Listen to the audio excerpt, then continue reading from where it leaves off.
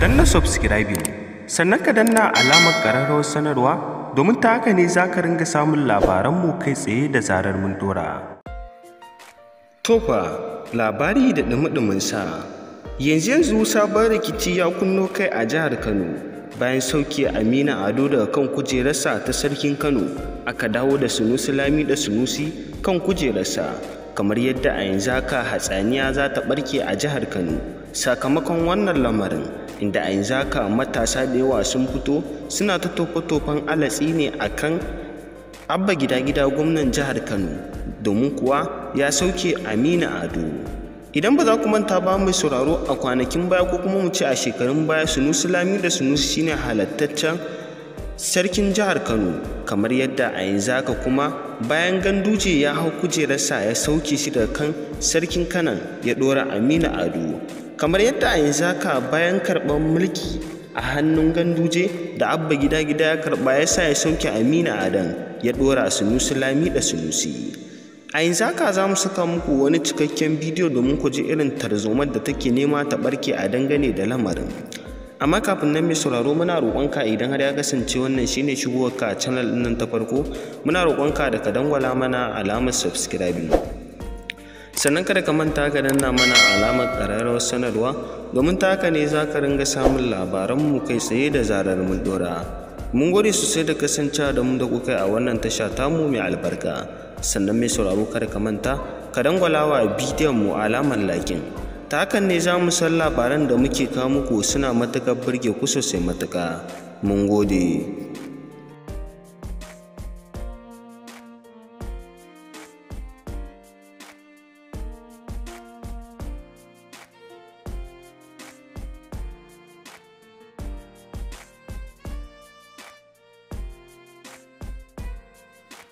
Tofa labari da ɗumi-ɗuminsa. Tun bayan sauke Aminu Ado daga kan kujerarsa, matasa da yawa a jihar Kano suka fito suke nuna cewa ba su ji daɗin yadda abba gida ya sauke shi daga kan kujerarsa ba. Sai dai kuma a yanzu haka a kaso 100, kaso 80 suna goyon bayan sauke Aminu Ado da aka yi daga kan kujerarsa, domin kuwa dama tun asalin kujerar ta sarkin Kano cewa ta Sunusi Lami da Sunusi. Sakamakon siyasa ya sa aka sauke shi aka bawa Aminu Ado, inda a yanzu haka kuma da gwamnan jihar Kano abba gida ya hau kan kujerarsa ta gwamnan jihar Kano ya sa ya sauke Aminu Ado daga kan kujerarsa ya dawo da sarkin Kano Sunusi Lami da Sunusi kujerarsa, inda a yanzu haka matasa da yawa sun fito suna tsokaci akan hakan, suna cewa ba sa goyon bayan lamarin sauke Aminu Ado akan kujerarsa. Ga cikakken bidiyon ka saurara tun daga farko har ƙarshe domin ka ji yadda tarzomar take nema ta barke a jihar Kano. Ba na goyon bayan abin da yake shirin faruwa a jihar Kano. A matsayina na ɗan Najeriya, mai kishin arewacin Najeriya, mai kishin masarautar Kano, mai kishin masarautar Najeriya ta kowane jiha ma. Wato jama'a, akwai abubuwan da yake ta faruwa ko in ce yake shirin faruwa a jihar Kano kamar yadda kowa da kowa yake gani a social media. A yau 'yan majalisu sun yi zama a Kano dangane da wani gyare-gyare da suke so su yi wa masarautar Kano, wanda labari ya zo da kuma alamu mai ƙarfi na cewa ƙoƙari da yunƙuri ake yi na ganin cewa an cire mai girma Alhaji Aminu Ado Bayaro a matsayin shi na sarkin Kano. Ba abin da ɗan Kano yake bukata ba kenan, ba abin da ɗan Arewa yake bukata ba kenan, saboda Kano Arewa ce. Duk wani ɗan arewacin Najeriya Kano ita ce idansa, saboda Kano ita ce cibiyar mu 'yan arewacin Najeriya. Ko kana so ko baka so, Kano ita ce cibiya a arewacin Najeriya, ba mu da irinta. Shi yasa a ko menene na Kano daban ne. In siyasa ake yi a Najeriya, idan duk wani ɗan arewa yana kan Kano ne. Idan magana ake ta sarauta, idan duk wani ɗan sarauta ko kuma gidan sarauta ko kuma ƙarfin mulki a Afirka ake magana, ba ana maganan arewa bane, in ana maganan gidan sarautar Kano. Da ni da kai da kowa sanin kanmu ne cewa gidan sarautar Kano gidan sarauta ce take wakiltar Afirka, ba magana ake na Najeriya ba ko kuma arewa. Gidan sarautar Kano gidan sarauta ce take wakiltar Afirka.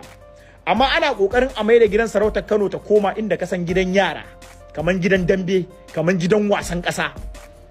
Jama'a, ko gida ka siya, yau ka rushe wannan kofar ka kawo wacce gobe ka fasa katangan nan ka gyara nan, wallahi rage wa gidanka quality da daraja kake saboda wannan rushe-rushen kake. da wannan muka fito muna kira ga manya-manyan masu faɗa a ji na Najeriya, da wannan muka fito muke kira da babban murya ga duk wanda yake faɗa a ji kuma ya kai ya faɗa a ji kuma yake bibiyan mu ya yadda cewa abin da muke yi muna yi ne don kishin arewa da kishin al'ummar mu, cewa wannan abin da ake kokarin ayi kuskure ne. Kuna kafa hujja da cewa lokacin mulkin Ganduje ya cire mai girma Alhaji Sunusi Lami da Sunusi a matsayin sarkin Kano bisa kuskure, kuma sai ku zo ku sake kuskuren. Idan Ganduje ya yi kuskure wajen cire Sunusi a matsayin sarkin Kano, ya kamata kai ma mai girma Abba da muke kyautata ma zato ka zo ka sake irin kuskuren da ya yi. Kano ba abin da suke bukata ba kenan. Duk wa'annan manya-manyan titin da ni da ku da kowa shaidan mu cewa a cikin birnin Kano ne, in ka fita ƙauyukan Kano da gefe-gefen Kano suna buƙatar ruwa, suna buƙatar titi, suna buƙatar makarantu, suna buƙatar maganan asibiti, maganar kiwon lafiya ake yi. An yi shekara ɗaya kana kotu baka wa al'ummar Kano aiki ba. Shekara ta wuce yanzu ka zo ka ɗauko matsalar sarauta ka sa.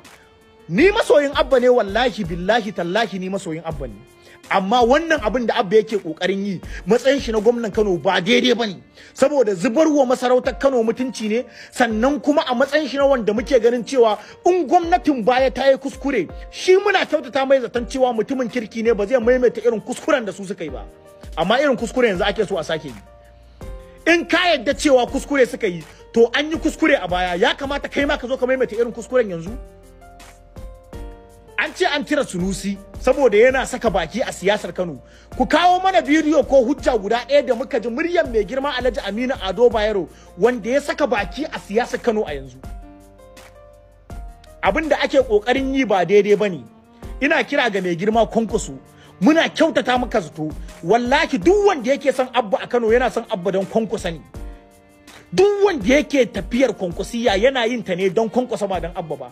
Kwankwasa muna kyautata maka zato, mu masoyanka ne na hakika, ko matsayin shugaban kasa mu kai muka zaba, duk da an ce mun zabe ka za mu yi asaran ƙuri'an mu ne, muka gwammace mu yi asaran ta saboda ganin mafitar da muke kyautata zato a kanka.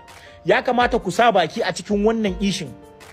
Abin da ake kokarin yi a Kano zubarwa masarautar Afirka mutunci ne, dan ni ina kallon masarautar Kano a matsayin masarautar Afirka ne. Ba magana ake masarautar Kano ba, Afirka take wakilta.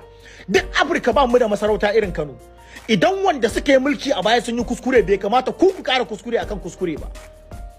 Yan Kano ba abin da suke bukata ba kenan. Wannan abin da ake kokarin yi zubarwa masarautar Kano mutunci ne.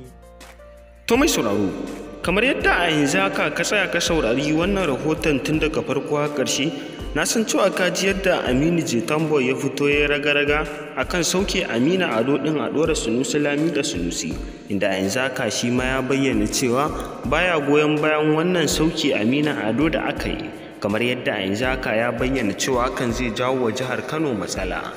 Inda a yanzu haka wasu da yawa sun bayyana cewa Ganduje shine fara ɓata lamarin, domin kuwa shine ya fara sauke Sunusi Lami da Sunusi daga kan kujerarsa, domin kuwa ba a taɓa yin haka ba wai gwamna ya sauke sarki, amma a wannan karan an yi, wato kuma Ganduje ya sauke Sunusi Lami da Sunusi, inda a yanzu haka shi kuma Abba gida ya ga cewa hakan bai dace ba a lokacin da ya dawo kan kujerarsa ya sauke shi.